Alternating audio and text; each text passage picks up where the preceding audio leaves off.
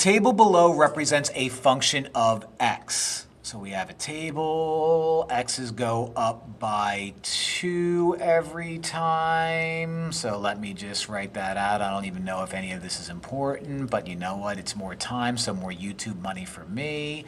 The y's go up by 2 every time also. Interesting.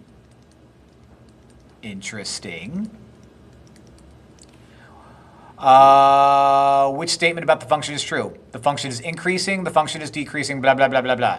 Okay, so first things first, increasing or decreasing has to do with slope.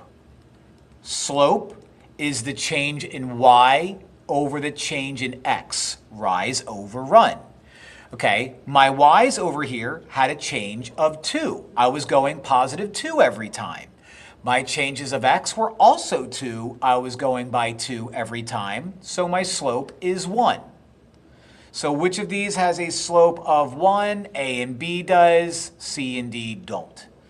They also want the they also want increasing and decreasing. So the function, if the slope is positive 1, that means it's going up and to the right, which means it's increasing. B says it's decreasing, so that takes out B. So we have our answer, but let's just try to understand that middle part. Has a y-intercept of 5. Why is this true? Well, a y-intercept on a graph is where my line crosses the y-axis. My line crosses the y-axis when the x value is 0. So whenever the x value is 0, I get my y-intercept. So the x value is 0. It doesn't even show me. Oh, but you know what? In between -1 and 1, I would have 0. So in between 4 and 6, I would have 5.